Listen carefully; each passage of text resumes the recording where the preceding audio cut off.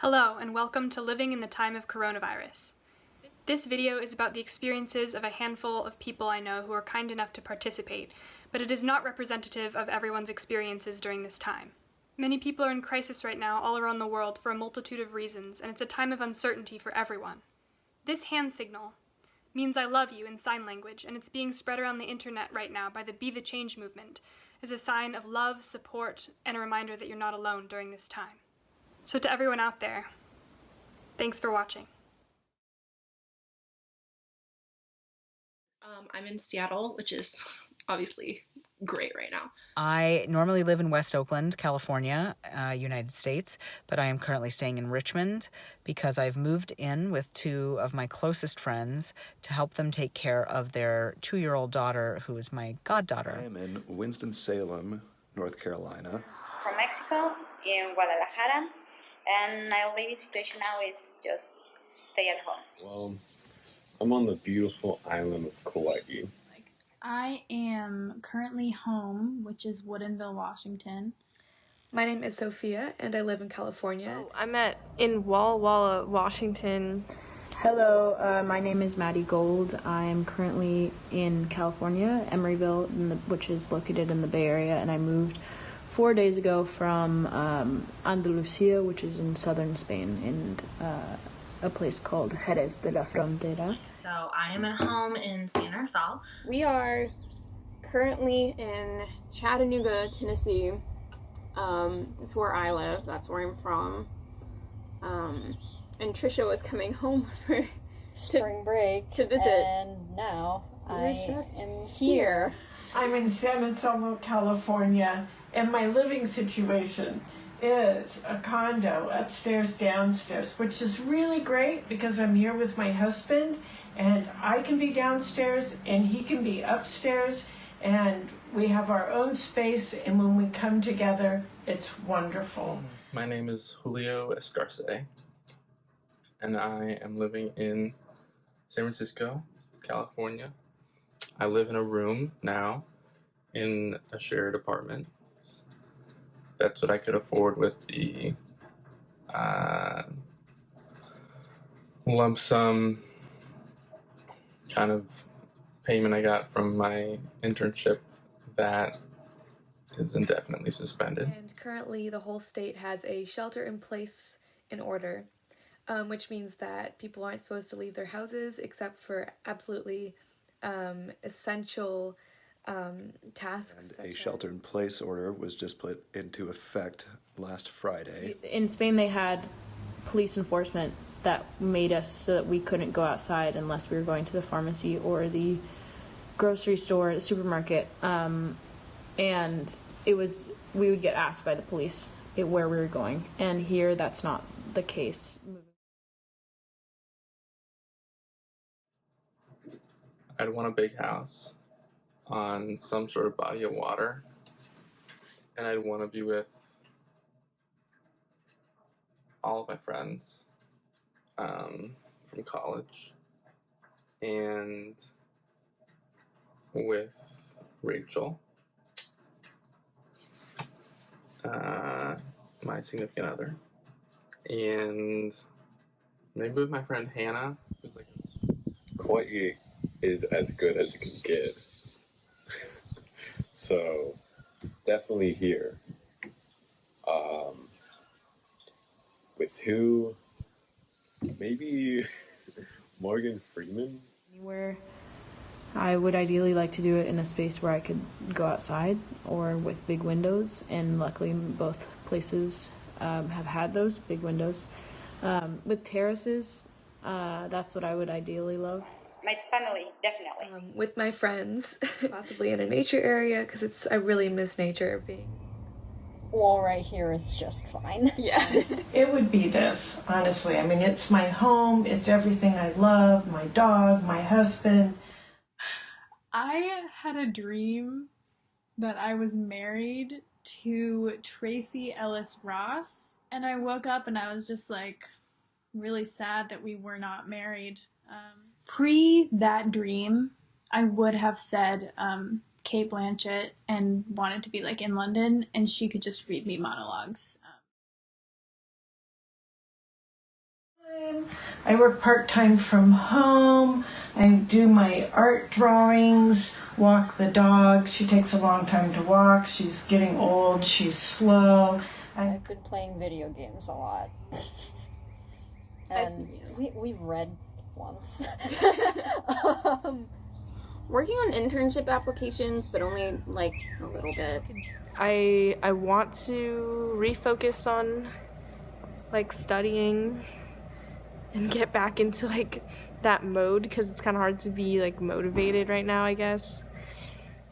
I've been baking a lot. Well, a lot. I made a pie and some cinnamon rolls, but I saw some Oreo biscuits and gravy on the internet recently, and so I'm going to be making those, I think. So I've had 2 sets of quarantine. I'm about to go into another 14 days after landing from Spain. But in quarantine, I have written a play. I have recorded a song. I've been talking with a lot of family and friends, video chatting a lot,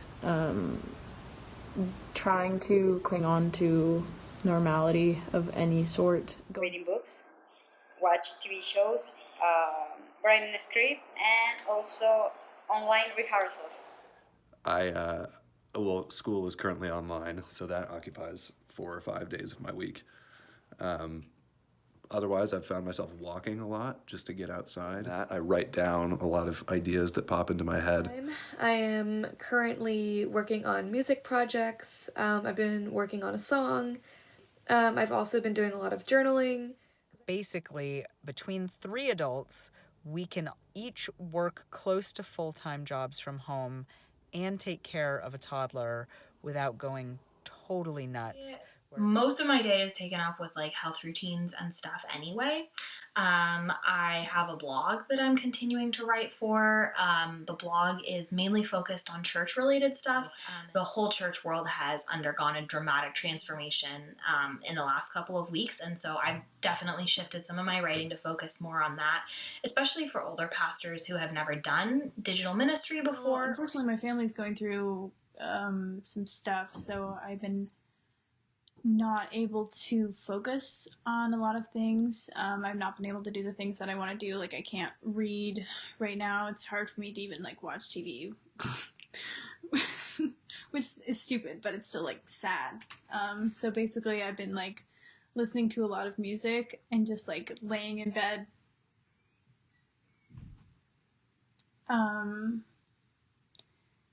trying to make sense of what's happening to the world. But You know, I saw a post on social media about like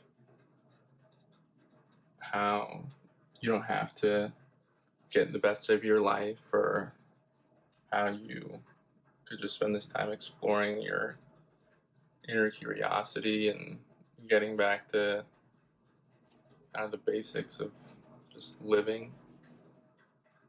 And I liked that on some level. I also was like, why? I do need to get a job, you know? Like, that's great advice for people who don't have to work, to not, like, feel worthless if they're not producing something for capitalism. And I think that if you have the time now to do that, that's a great idea. Yeah, I mean, I'm pretty much able to do what I want with my time, so I'm really lucky, or I wouldn't say lucky, because I mean, there's no such thing as like just luck, but I am very scared for our world and for what it's gonna look like. Yeah, this has not been a fun time. For me, it's been really difficult to have to move from my life and give up a lot of where and how I was living in Spain and come back. physically moving, like being kicked out of my house was kind of like, it was kind of, there's some tumultuousness. I think if I had a better idea of like when things would get back to normal, I'd probably feel better about it. I originally thought that I was going to stay at my college, but a lot of people were leaving, and I decided to leave too because there were limited resources, and I didn't want to be stranded at my college, so I'm home now. I've dropped out of school a couple times before, and I've had to move back home, and it's not been good for me, and it feels like I have been working for years and years and years to get to a point where I want to go to school, and I am still struggling with, like, self-love, but I've gotten to a point where I am allowing myself to do what I want to do. And in the past, I had been like, you know, you don't deserve to do that. You can't do that. But I got into this school. I got into Whitman. I'm here, and I got the lead in the musical, which is, like, really cool. And now it's like all of that has been taken away from me. So I told my parents that I was going to be here for the rest of the semester, and they weren't too happy about that. They told me that I should have come home first, which is... The home is where I would like to be last. It's not a great place for me mentally. Yeah, I mean, I'm really happy to be home with my parents. And also just in my home because, like, I don't know, I've had health concerns before, and I have health concerns, and so these situations are stressful in a different way for me. So it's less an immediate fear and more like an existential fear. The day-to-day has not been that different from my normal life. It's been really weird because what the country is going through, what the world is going through, is very similar to the experience that I've had the last couple of years. When I first got sick in May of 2018, there was a moment where I was like, you know, where I was sick for a while before even realizing I was sick. And then there was a phase when I thought, oh, I just have a cold, you know, I'm, you know, going to be down for a few days and get better. Then there was a phase when I realized that I was sick. I ended up coming home, and I thought, you know, a couple weeks, you know, with my mom's care, you know, I'm going to be fine, a few doctor's appointments. Then I tested positive for mono, and I was told that I was going to actually end up being sick for a couple months. And at the time that just seemed like an eternity, like a couple of months. And then over the rest of that summer, it became clear that I was not going to get better. I ended up canceling school, like a whole semester of school, going on a medical leave of absence. And even after I did recover, I ended up getting sick again 3 months later. I don't really go out of the house that much anyway. So I was like, oh, this will be like normal. This will be fine. This will be like any break. Where like, you know, I go to the beach. No one's really there except a few people. Yeah, it's pretty hard for me to, you know, see my friends here and then go up to them, give them air hugs, so real hugs. But it's a little stressful, and I also feel anxious because I like to be surrounded by nature. Honestly, it feels like it's incredible that I don't have to go anywhere, and not that I don't get scared about what's happening in the world or what could happen to us or the people that I love, but I just am so happy we have everything we need right here. Here, it kind of feels like a 9/11 scale kind of like paradigm shift. I don't know, like not like I don't know because I was one, but like.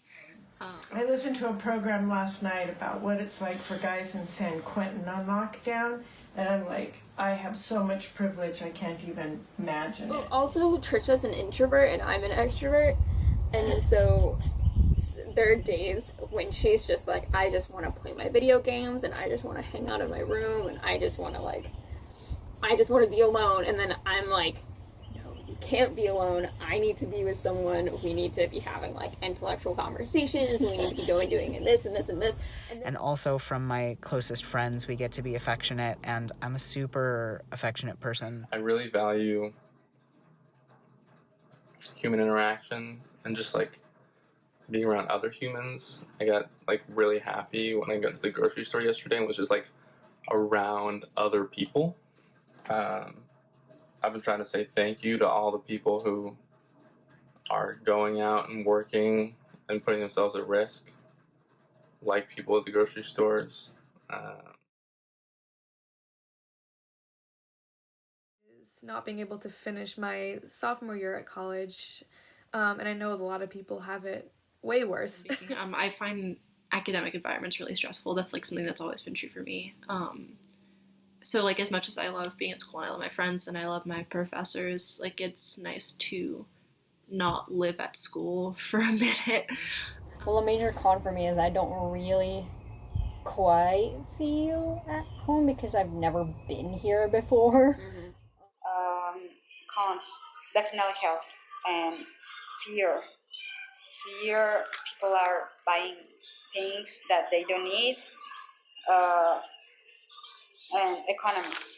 I think American individualism says that means that we have been very slow to react to this crisis. It's interesting because we're in the South, and my mom has like a weekly call with all of her friends, and like there's like this is like the Bible Belt. It's very conservative, and I never thought I would hear some of these people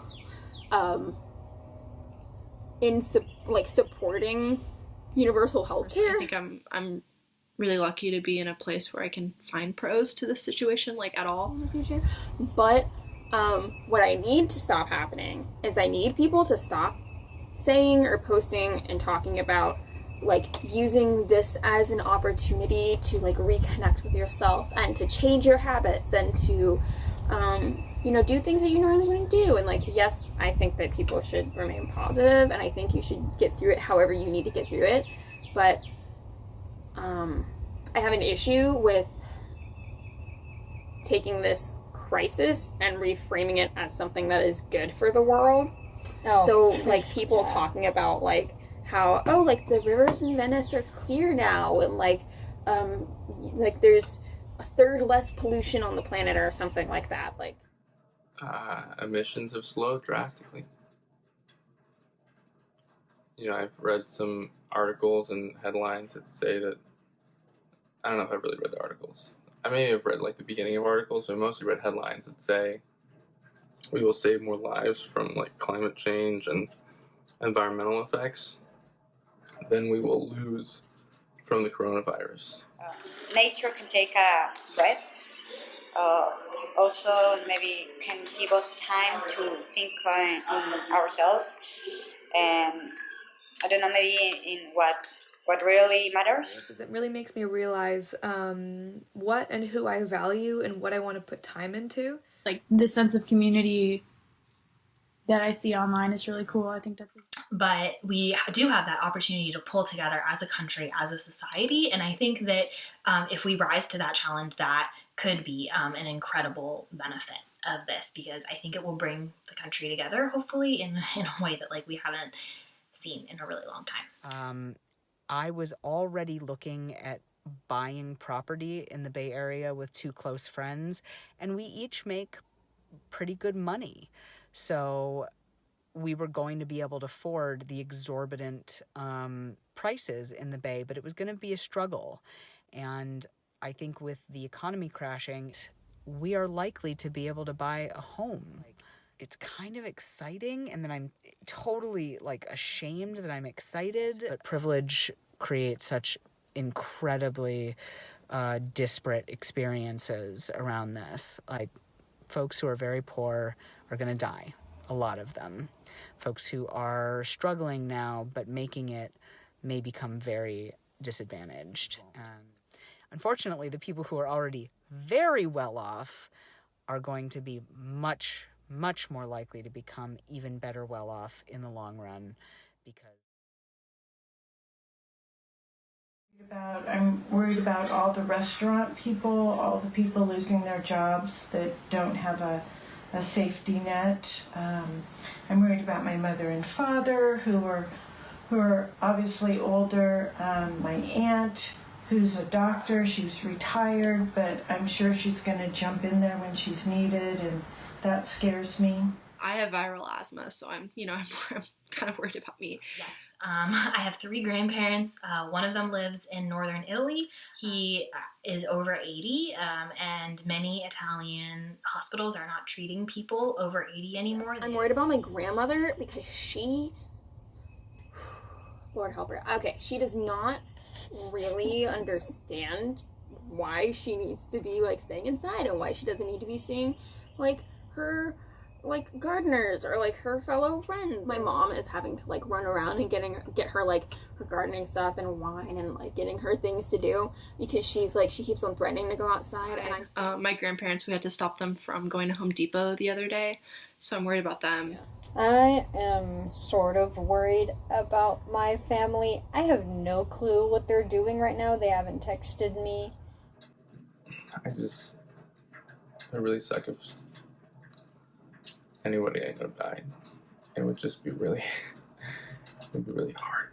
My mom, because she has a chronic illness and is especially vulnerable. My mom and my stepdad, who are over 60, are people in poverty also. I'm really worried that they're going to be left out of the equation. Low-income families. But I also, it's really hard to be, scrolling on the internet and see, like, donate to this person, donate to this cause. I need help, this person needs help, and there's, like, nothing I can do. I think this will probably end up causing a lot of like long-term agoraphobia. And I think that this coronavirus brings out the reality that we all have to support each other and be there for each other. I would love to think that this will make at least Americans, want to like vote for like Medicare for all and things like that. Or, that'll like, make people kinder, make people, more aware of the world around them. But like, I just, right now I'm just seeing a lot of like really racist jokes. I hope people can notice that borders are not real. Fundamental institutions in our healthcare system aren't going to be able to take care of us, that the government might break down at somewhat of a fundamental level, or particularly healthcare systems, definitely brings a different level of dread. We need to take a hard look at our priorities in our healthcare systems and how our current systems in general, because they need a lot of work and they need to lift up people rather than oppressing them, which is specific in the United States. Well, I think that it's also really telling, though, that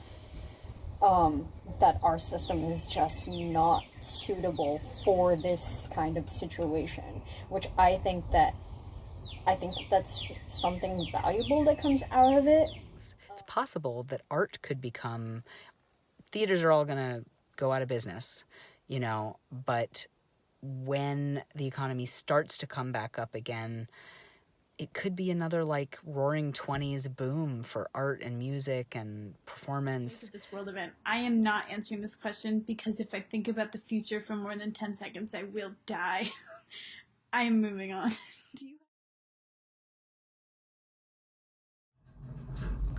I guess it would sound like the heater that's been going in the background during my whole interview. It's always there. Like, how in the Bible they say, like, when there's a plague, there's a bunch of locusts? I feel like it would sound like locusts. Just descending, like, bzzz. Like, have you ever heard a chicken crow, That's probably how it could be. When I was in Australia, there were these giant, like 1.5 to 2-inch long cicadas, and they all came out and they made the most intense, deafening mating call all at the same time, and it's very hard to imitate. When each one does it individually, it's like, but when they're all doing it together, like, okay, something kind of like this. It would be silence. I immediately went to like some old man just going, like that's what I thought. Oh. Really? Because I was thinking more like a silent scream. it has like a wheezing quality to me, and not just because of the symptoms. I don't know. But also, I would say that it's more important to ask, what is the sound of our response to coronavirus? Because deep. It would be like the Jaws theme song with mixed with like a little chihuahua bark, and also probably like a kettle. That's how, I don't know, a kettle and a cough. All of those things combined, mixed with like doom and terror. Or like that awkward, like, hey, like really quiet, hey, that you say to someone from like 6 to 10 feet away. You know, I drove through Pike Place Market today. There was nobody there. I mean, like, nobody there. That never happens. Don't feel guilty for anything that you feel, because there's no normal way to feel.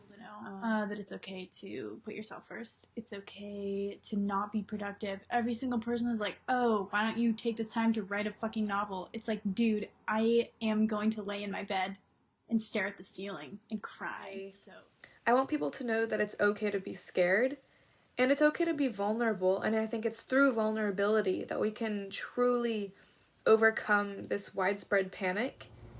Social media can be both good and bad in times like this. There are people and organizations that are giving people hope through social media.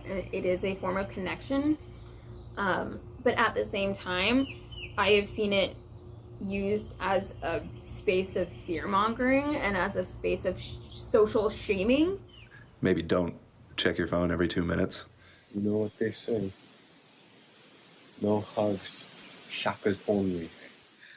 And also, you might end up as a primary source in some 6th grader's history paper years and years and years from now. And wouldn't that be cool?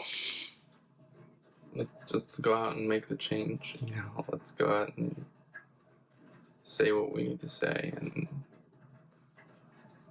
protest and, you know, just keep on being kind to each other. Take care of yourself, wash your hands, and don't let fear rule your life. And I hope that those of us with privilege will be able to make those choices wisely and use our privilege to help take care of those less fortunate. There's wasps out, so we gotta be careful. Okay. And that is a big ass wasp. From this. Whoa, hi. That was a bumblebee. That was a big bumblebee. People are. Ah! That's just a That was a bumblebee. Okay. Okay. Accounting like. Hell no. Okay. Alright, it's gone, it's gone, it's gone.